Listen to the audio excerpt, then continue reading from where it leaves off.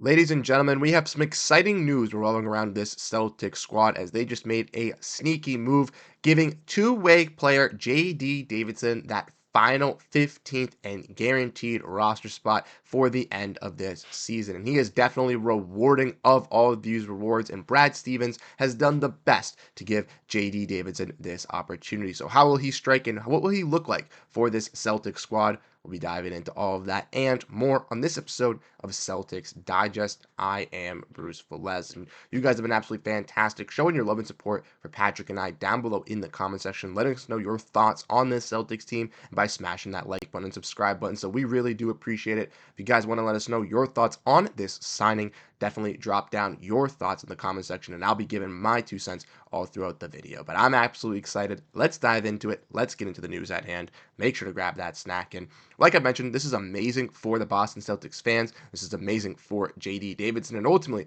I think it is best for everybody involved. As we see, like I mentioned, multiple times, that G League standout and MVP this year, JD Davison, has ensured himself a 2-year contract in the NBA. And this was reported by Shams Charania of ESPN today. We saw that JD Davison has averaged 25 points, 7.6 assists, and 5.6 rebounds for the Maine Celtics this season. But not only has JD been able to do that, he's been very impressive with the Maine Celtics in his tenure, obviously being drafted 3 seasons ago. He's played 3 years in the G League and has seen growth and development each and every way offensively into his game, to where he's been able to develop a pretty solid 3-point shot at the G League level and clearly can be a dominating force. He led that G League Celtics team to the finals last year. They fell up short this year. They made it to the Eastern Conference Finals and fell short to the Orlando Magic's G League affiliate. But JD Davison did his best in leading that squad and was definitely deserving of this type of contract for how much he's shown as a growth as a player. We also saw JD get some opportunity with this Celtics team last night versus the Charlotte Hornets, and he made that known by getting that exemplary dunk at the end of the game to show to the Garden that he can make those fans rise up to their feet like he does over in Maine as well. And I definitely could see him being a fun player to have on this Celtics squad. Like I mentioned, I don't think he's going to make any necessary immediate impacts for this squad, obviously being converted from the G League, similar to how Neemias Queta was for the Celtics last season, but I do think he could be some additional help for the Celtics team into the playoffs. And if we want to dive into this, like Keith said, he's happy for JD Davison. A lot of hard work and effort has been put in for him to deserve that call up, and he's some good emergency depth at point guard for Boston in the playoffs. Obviously, it's not a position you want to be caught short-handed at, and I forgot to mention this as well, but JD Davison is the leading points, steals, and assist leader for the Maine Celtics in their franchise history. So once again, has put the work and the grind in all 3 of those years, to where he's worked himself up to be the MVP of the G League this season. If that doesn't scream that he deserves to be called up and given the shot to prove himself in the NBA, because I truly think he can provide that in the league, then I don't know what does. But we want to look at some more, obviously, tweets and kind of going over this. We see from Zach Cox that for the second straight year, the Celtics filled their 15th and final roster spot by converting a 2-way contract. Like I said earlier, it was Neemias Queta who was the one that was brought up last season, who was a standout G League or 2-way player for the Boston Celtics. He obviously earned himself a 3-year extension with this Celtics team in the offseason. This year, it will be G League MVP JD Davison, who's now under contract for the next season as well. And that's something to bring up in the future, because JD was signed to a 2-year NBA contract, not just a 1, but a 2-year deal. And Jack Simone from Hardwood Houdini and from How About Them Celtics kind of give us a little bit of clarification on what that could be, as he says he's assuming it's a second year as a team option. Now,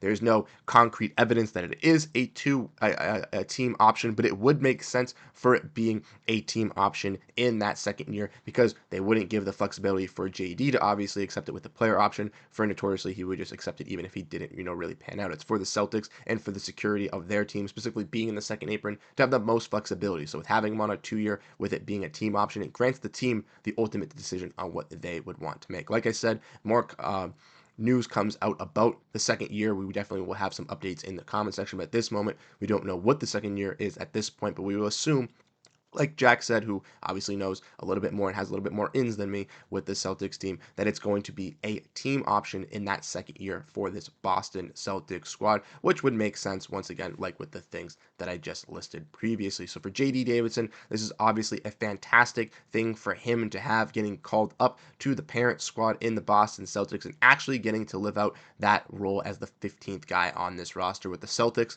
playing against the Charlotte Hornets once again in tomorrow's finale at home. I would expect all the starters to rest, and I would expect JD Davison, Drew Peterson, Miles Norris, Jordan Walsh, Namus Keita, Xavier Tillman, all these guys at the end of the bench to be given that life once again and to let their leash be unlocked to really see what they can provide. And specifically, JD Davison, as once again, he's been brought up as this 15th guy on the roster, can play that depth point guard offensively if the Celtics do need it or run into some injuries. But I would like to see, and I think Joe Mazzulla would like to see, what he could really bring for the Celtics if they did need him come playoff time. So let me know your thoughts down below on this JD signing. As you all know, if you've been a fan of Celtics Digest from the beginning of this time, I've been saying since last year, since the channel has started, that JD Davison was deserving of an NBA contract. And I thought last year he would get his conversion. He would be that final roster spot, but unfortunately, it did not fall into his place. But luckily, he was able to stick it through, come back to the Boston Celtics, and his final year as a two-way player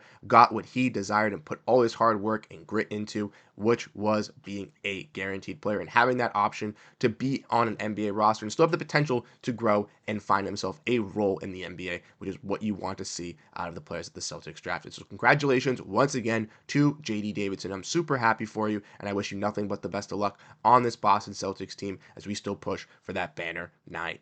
But next we get into what does this mean for JD's future with this Celtics team. Is like I mentioned, he is signed to that 2-year contract, and we can dive into a little bit of that before we follow up this video. Like I mentioned, JD Davison being brought in with this 2-year contract. It's looking like it is going to be a team contract for next season. So what does that mean for JD Davison and this free agency? Well, obviously he'll still be under contract after this first year. The team contract wouldn't kick into the second year. So JD will have at least one season where he'll be able to play for this Boston Celtics team. And with the Celtics obviously being in the second apron and still chasing for a championship and getting new ownership, some changes will be coming in the future for this Celtics team as they look to try to, recategorize some of this salary cap to make it at least a little bit easier to pay while still competing for these championships. Because the Celtics are going to have that $500 million in just luxury tax expenses that are going to be attached to this roster, not even added on to the fact the core concrete money that they are paying the guys outright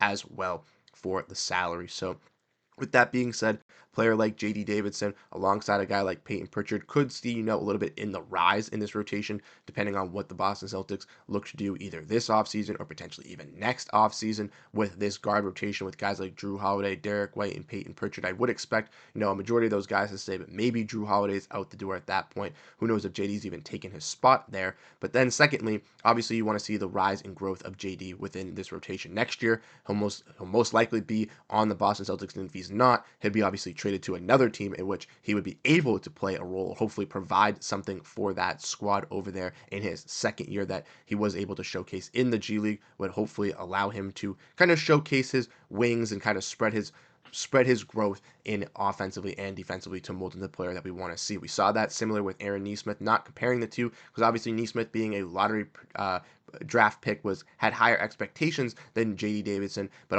obviously a new change of scenery and a place where it gives you more option to really grow and showcase what you can be in a little bit of a lesser lineup would obviously help out a player like JD Davison. But even if he's able to find that within the Celtics as a fringe backup scoring guard for next year, I think that would be also okay for JD Davison, as he'd be happy to be in the NBA, happy to do what he wants to do, which is playing basketball, making money doing so, and enjoying being on a great team in the Boston Celtics. So I'm excited for JD Davison. I don't necessarily think he's going to pan out to be this 40-point scorer for this Boston Celtics team, but he is a little bit of a microwave on offense. He has that 3-point shot that he can get comfortable with now that he's grown through in the G League. And defensively, he is a solid guard, has that intrinsics that the Celtics love to have, and those hard-nosed defenders and hard workers. So I know he'll give his full effort on that side of the ball as well. And I'm really, really liking what he's been able to bring as a dunker, as well as we saw in last night's game versus the Charlotte Hornets. So let me know your thoughts down below in the comment section. Let me know how you guys think about JD Davison and on this Celtics team. And I'll catch you guys in the next video. Have a great rest of your day, and go Boston Celtics. Peace out, everyone.